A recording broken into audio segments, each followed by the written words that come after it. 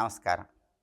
వసంత నవరాత్రుల సందర్భంగా తులసీదాస్ గారి చరిత్రను స్మరించుకోవటం, రామకోటి రాయటం ద్వారా శ్రీరామచంద్రమూర్తి విశేషమైన అనుగ్రహానికి ప్రతి ఒక్కరూ సులభంగా పాత్రులు కావచ్చు. తులసీదాస్ గారు అలహాబాదులో జన్మించారని మనకి చారిత్రక నేపథ్యం తెలియజేస్తోంది. అయితే తులసీదాస్ గారు మూలా నక్షత్రంలో జన్మించటం వల్ల చిన్నతనంలోనే ఆయన్ని ఎవరూ ఆదరించలేదు. తల్లిగారు శరీరాన్ని విడిచిపెట్టిన తర్వాత పురుడు పోసినటువంటి మంత్రసాని గారి అత్తగారే తులసీదాసుని కొన్ని రోజుల పాటు చూసుకున్నారు. ఆ తర్వాత ఆవిడ కూడా శరీరం విడిచిపెట్టేటప్పుడు, నిన్ను చూసుకోవటానికి ఎవ్వరూ లేరు, ఇక్కడికి దగ్గరలో శ్రీరామచంద్రమూర్తి ఆలయం ఉంది, అక్కడే కూర్చొని రామ రామ రామ అని జపించుకుంటూ ఉంటే ఆ రాముడే నీకు దారి చూపిస్తారని ఆ మంత్రసాని గారి అత్తగారు కూడా శరీరం విడిచిపెట్టింది. అప్పటి నుంచి తులసీదాస్ గారు చిన్న వయస్సులోనే రామచంద్రమూర్తి ఆలయం దగ్గర కూర్చొని ఎప్పుడూ రామ రామ రామ అంటూ అనునిత్యం రామనామ స్మరణ చేసేవాళ్ళు. అందుకే ఆయనకి రాంబోలా అనే పేరు కూడా వచ్చిందని చారిత్రక నేపథ్యం తెలియజేస్తోంది. అలా ఎప్పుడూ రామ రామ అని జపిస్తూ ఉంటే ఒక రామభక్తుడు ఎంతో ఆనందించి తన కుమార్తెనిచ్చి వివాహం జరిపిస్తాడు. అయితే చిన్నతనం నుంచి ప్రేమాభిమానాలు చూడకపోవటం వల్ల తులసీదాస్ గారికి వివాహం తర్వాత రామనామస్మరణ మీద ఆసక్తి తగ్గిపోయి ఎల్లప్పుడూ కూడా భార్య మీద ప్రేమాభిమానాలు పెరిగిపోతాయి. ఒకరోజు తులసీదాస్ గారి భార్య ఏదో కారణం మీద పుట్టింటికి వెళ్ళి తిరిగి రాలేకపోతుంది. అప్పుడు రాత్రి సమయంలో విపరీతమైనటువంటి వర్షం పడుతూ ఉంటే భార్యను చూడకుండా ఉండలేక తులసీదాస్ గారు భార్య ఇంటికి వెళ్ళి, అంటే అత్తగారింటికి వెళ్ళి అక్కడ తలుపులు వేసి ఉంటే అనుకోకుండా ఒక తాడు కనిపిస్తే ఆ తాడును పట్టుకుని పైకి వచ్చి తలుపు కొడతాడు. వెంటనే భార్య తలుపు తీసి, ఇంత వర్షంలో ఎలా వచ్చారు, తలుపులన్నీ వేసున్నాయి అంటే, పైకి తాడు పట్టుకుని వచ్చానని పలికితే ఇక్కడ ఎక్కడా తాడు లేదని చెప్పి భార్య అక్కడికి వచ్చి చూసేసరికి అక్కడ తాడు లేకుండా ఒక పెద్ద కొండ చిలువ ఉంటుంది.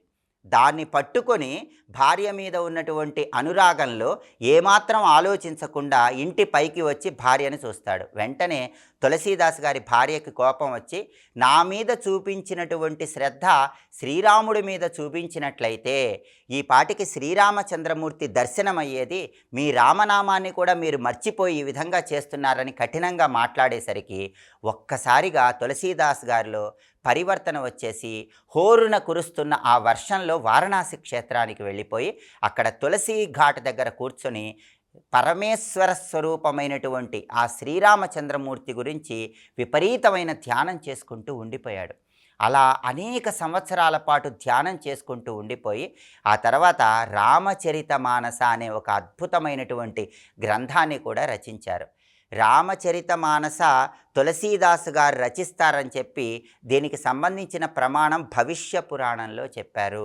భవిష్య పురాణం ఏం చెప్తుందంటే, ఒకసారి పరమేశ్వరుడు పార్వతీదేవితో వాల్మీకి తన అంశాస్వరూపంగా మళ్ళీ జన్మిస్తాడని, శ్రీమద్ రామాయణాన్నే అందరికీ అర్థమయ్యే రీతిలో ప్రాంతీయతను అనుసరించి మళ్ళీ రచిస్తాడని పరమేశ్వరుడు పార్వతికి చెప్పాడని భవిష్య పురాణంలో ప్రామాణికంగా ఉంది. కాబట్టి భవిష్య పురాణాన్ని ప్రమాణంగా తీసుకుంటే వాల్మీకి మహర్షి అంశాస్వరూపమే తులసీదాస్ గారు. తులసీదాస్ గారు రచించినటువంటి రామచరితమానసం అనేది మొత్తం 10,000 దోహాలతో ఉంటుంది. దాన్ని ఈ వసంత నవరాత్రుల సందర్భంగా శ్రవణం చేసిన, పఠించిన విశేషంగా శ్రీరామచంద్రమూర్తి అనుగ్రహం కలుగుతుంది. అలాగే వసంత నవరాత్రుల్లో రామకోటి రాయటం ప్రారంభిస్తే చాలా మంచిది. రామకోటి రాసే వాళ్ళు ఎవరైనా సరే కొన్ని ముఖ్యమైన నియమాలు తప్పకుండా పాటించాలి. ముందుగా రామకోటి గళ్ళున్నటువంటి పుస్తకం కొనుక్కోవాలి. ఆ రామకోటి పుస్తకానికి పూజామందిరంలో పూజ చేసి రామకోటి రాయటానికి ఉపయోగించే పుస్తకము, కలము పూజామందిరంలోనే ఉంచాలి.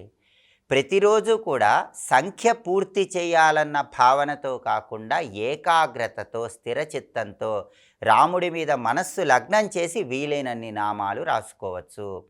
రామకోటి రాయటానికి ఉపయోగించే పుస్తకాన్ని ఇతర వాటికి వినియోగించరాదు. కేవలం రామకోటి రాయటానికి మాత్రమే వినియోగించాలి. రామకోటి రాస్తున్నప్పుడు కూడా సాక్షాత్తు ఆ శ్రీరామచంద్రమూర్తి చేతి మీద రామకోటి రాస్తున్న భావనలో రామకోటి రాయాలి. శ్రీరామ అని రాయటంతోనే రామకోటిలో సంపూర్ణమైన శక్తి ప్రచోదనం అవుతుంది.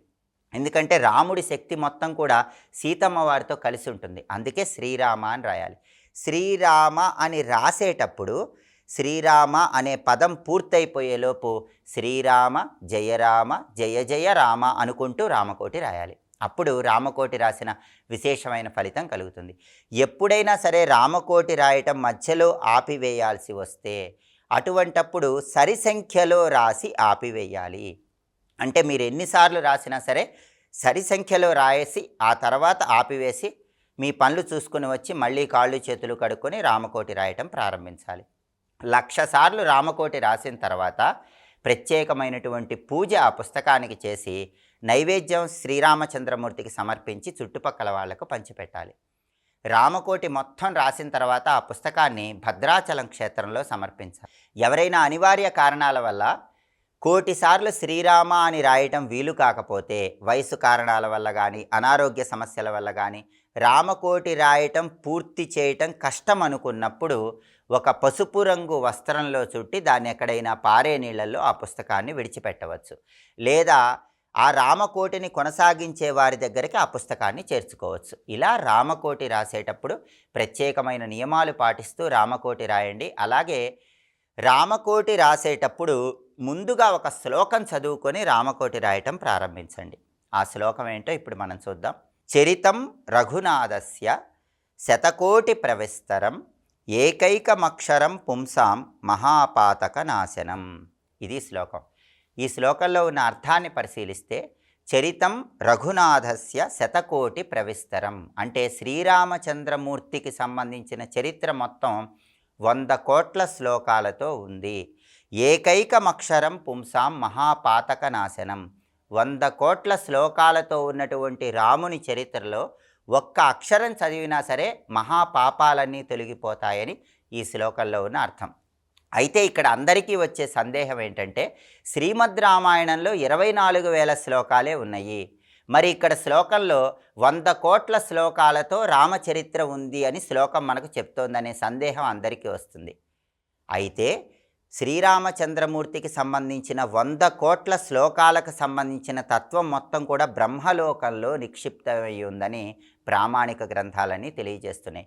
వాల్మీకి మహర్షి దర్శించిన విధంగా 24,000 శ్లోకాలతో శ్రీమద్ రామాయణం రాశాడు. కానీ రామతత్వం మొత్తం కూడా 100 కోట్ల శ్లోకాలతో బ్రహ్మలోకంలో నిక్షిప్తమై ఉంది. వాల్మీకి దర్శించినంత వరకు వాల్మీకి రామాయణాన్ని రచించాడు. ఇది దీనిలో ఉన్న విశేషంగా ప్రతి ఒక్కరూ గుర్తించాలి. కాబట్టి రామకోటి రాసే ముందు ఏ శ్లోకం చదువుకొని రామకోటి రాయటం ప్రారంభించాలో ఇంకొకసారి చూద్దామా మరి. చరితం రఘునాథస్య శతకోటి ప్రవిస్తరం ఏకైకమక్షరం పుంసాం మహాపాతక నాశనం. శ్లోకం చదువుకోండి. రామకోటి వసంత నవరాత్రుల్లో రాయటం ప్రారంభించండి. శ్రీరామచంద్రమూర్తి సంపూర్ణమైన అనుగ్రహానికి ప్రతి ఒక్కరూ సులభంగా పాత్రులు కండి. స్వస్తి.